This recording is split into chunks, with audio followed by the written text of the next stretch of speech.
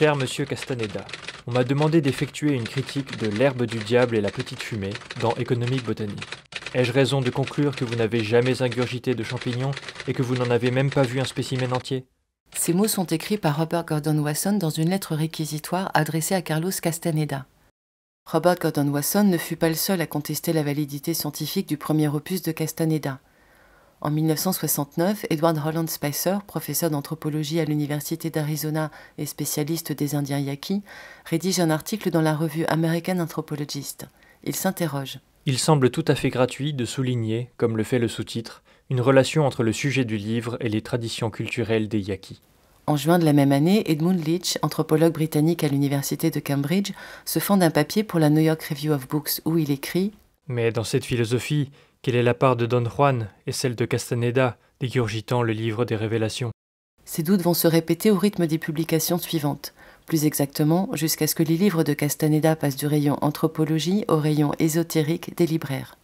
Wasson est l'initiateur de l'ethnomycologie, étude sur l'utilisation des champignons dans les cultures humaines. Une passion qu'il nourrit avec sa femme, pédiatre, depuis leur voyage de noces en 1926. Le couple étudie l'utilisation magico-religieuse des champignons hallucinogènes au Mexique.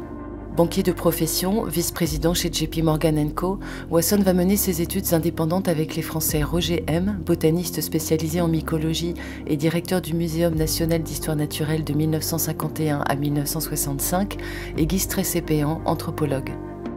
Il fait l'objet d'un reportage pour le magazine Life. L'article relate sa rencontre avec des curanderas dans le sud du Mexique. Les séances ont lieu dans la maison des curanderas. Avec l'anthropologue Guy Stressé-Péan et son ami Alan Richardson, Wasson va mâcher des champignons hallucinogènes, des Psilocybes mexicana. Il décrit ses hallucinations, en voici quelques extraits. Elles étaient de couleurs vives, toujours harmonieuses. Elles ont commencé avec des motifs artistiques, anguleux, comme ceux qui pourraient décorer des tapis ou des textiles, ou du papier peint, ou la planche à dessin d'un architecte.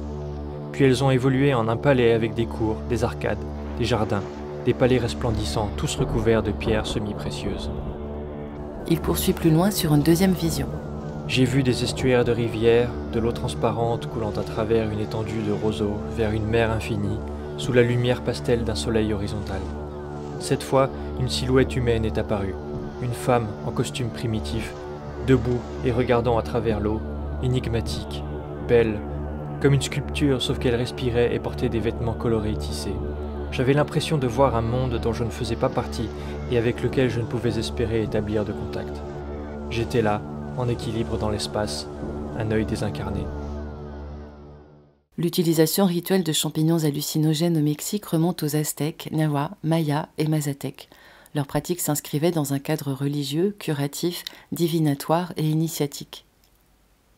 Albert Hofmann, chimiste et père du LSD, isole la psilocybine à partir d'échantillons de Psilocybes mexicana en 1958.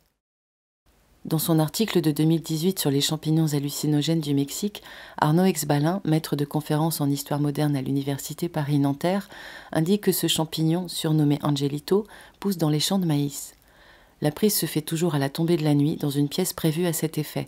Le rituel s'accompagne d'une purification à base d'herbes aromatiques et de fumée de copal. Les champignons sont consommés par paires, crus et frais, placés dans une feuille de maïs. Des prières sont récitées, mêlant castillan et mazatèque. Quant à l'expérience, selon Arnaud Exbalin, elle varie selon la personnalité, les portions consommées et l'humeur. Quid des autres plantes hallucinogènes mentionnées par Castaneda? Dans un article de 2015 sur le tabac du désert et les peintures rupestres abstraites, le docteur Lawrence Lendorf, archéologue et anthropologue à l'Université du Montana, et ses co-auteurs, notent la présence du Datura inoxia, l'herbe du diable, sur plusieurs sites du sud du Nouveau-Mexique. Ces peintures élaborées consistent en des séquences avec une forme récurrente, arrondie ou triangulaire, celle d'une gourde à eau. Sur ce motif particulier, Lawrence Lendorf cite Olivia Selena Kindle, anthropologue, pour se référer à l'art des rituals. Les gourdes sont semblables à des canaux ou des portes par où peut se faire la communication spirituelle. Elles permettent à la fois l'échange de cadeaux et le passage de messages entre les humains et les dieux. Les auteurs suggèrent que les Indiens devaient utiliser ce tabac du désert et le Datura inoxia en lien avec ces peintures pour rendre compte de leur voyage. Plante sacrée pour les Indiens Zuni pour solliciter les esprits afin de faire venir la pluie, l'utilisation du Datura ne s'est pas limitée au continent américain. En Europe, elle fut utilisée comme onguent pour le sabbat des sorcières. Au XVIIIe siècle, un gang de bandits, surnommés les endormeurs, s'en servait pour provoquer inconscience et amnésie chez ses victimes. Un gang colombien réutilisa cette vieille recette. Au sujet du peyote, son utilisation a mené au développement d'un courant religieux, le peyotisme, à la fin du XIXe siècle. Originellement utilisé par les Aztèques, sa pratique se serait répandue suite au déplacement des populations indiennes après l'arrivée des Blancs. Le peyote fut à la fois utilisé comme cataplasme sur les blessures, comme stimulant pour les actions guerrières et, à l'image du Datura inoxia et du Psilocybe mexicana, pour ses soi-disant vertus divinatoires. Pour les pratiquants du peyotisme, le peyotol a été offert aux Indiens pour les conduire à Dieu. Les rituels sont rythmés par des chants, des percussions, la circulation de boutons de peyotol et des prières en référence à la Sainte Trinité. Ce courant est perçu comme une sauvegarde des traditions et un remède contre l'alcoolisme. Aux États-Unis, cette pratique est protégée depuis 1978 par la loi sur la liberté de religion des Indiens d'Amérique, tout comme les plantes, les objets et sites sacrés. Mais l'utilisation rituelle du peyotol est tolérée dans certains États uniquement dans le cadre de la Native American Church. La toxicité des plantes hallucinogènes utilisées par Castaneda a été étudiée et fit l'objet de diverses publications. Elles sont classées comme stupéfiants. Le peyotol, ou Lophophora williamsi, est un petit cactus sans épines. Près de 60 alcaloïdes y ont été identifiés, dont la mescaline, principale substance hallucinogène. Sa structure moléculaire est proche de l'adrénaline et de l'amphétamine.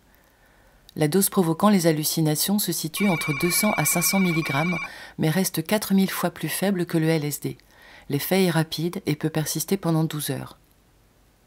Sa prise provoque tachycardie, augmentation de la tension artérielle, mydriase, dilatation pupillaire, montée de la température corporelle, sueur, nausées, crise d'angoisse, tremblements, phosphène, hallucinations visuelles, auditives, tactiles avec une déformation spatiale et temporelle, une dysmorphie corporelle, troubles de la vigilance et de la mémoire immédiate. Selon une étude de juin 2007 publiée par l'université Johns Hopkins, ces substances agissent sur les récepteurs sérotoninergiques, provoquant une forte activité synaptique et un fonctionnement altéré des circuits intrinsèques du cortex préfrontal. Le Datura inoxia est une plante ornementale de la famille des Solanacées. Citons un article de 2010 rédigé par des membres du service de toxicologie et pharmacocinétique du CHU de Poitiers. Ce sont tous des végétaux riches en alcaloïdes tropaniques, les trois principaux, la L-iothiamine, l'atropine et la scopolamine. La scopolamine fut expérimentée comme sérum de vérité durant la Seconde Guerre mondiale. Elle provoque une perte de volonté et une amnésie rétrograde, mais n'aurait pas de fort potentiel addictif. Dans un tableau comparatif, l'équipe constate que les teneurs en atropine et scopolamine diffèrent selon la partie de la plante, le lieu géographique et la période de récolte. Ainsi, en comparant des échantillons de Datura inoxia, de Datura stramonium et Datura wrightii, le taux de scopolamine est particulièrement élevé dans la fleur du Datura inoxia par rapport au Datura stramonium.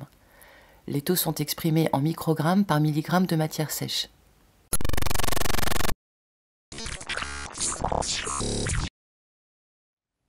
L'intoxication nette par atropine est atteinte à partir de 5 mg.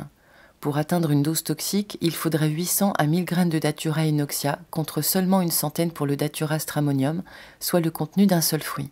L'intoxication par atropine se caractérise par une mydriase, une hyperthermie, une peau sèche, une sécheresse des muqueuses, tachycardie, confusion, agitation agressive, hallucination et une baisse de sensibilité physique. Ils ajoutent, en cas d'absorption intestinale totale, l'intoxication par la scopolamine interviendrait à partir de 150 graines consommées. Ceci constitue une urgence vitale pouvant conduire à une dépression respiratoire, voire un coma. 4 à 5 grammes de feuilles peuvent tuer un enfant, sans oublier des cas de défenestration et de noyade liés à son usage. Et la petite fumée, l'allié de Don Juan, ce mélange de fleurs et de champignons qui transforma Castaneda en corbeau. La psilocybine contenue dans le Psilocybe mexicana provoque des hallucinations après l'ingestion de 5 à 15 grammes de champignons, soit 4 à 25 mg de psilocybine. Les effets se développent dans les 20 à 30 minutes après ingestion. Ils peuvent durer 4 heures, avec une disparition totale dans les 12 heures. Dans l'ensemble, la psilocybine provoque les mêmes symptômes somatiques que les plantes susmentionnées. Des symptômes accompagnés de visions élaborées, kaléidoscopiques, de mosaïques, d'hallucinations auditives et tactiles, et la sensation de transformation corporelle. Ceci nous rappelle la transformation en corbeau de Castaneda et l'œil désincarné de Robert Gordon Wasson. Rappelons au passage que les psilocybes sont classés en France comme stupéfiants dans un arrêté du 22 février 1990.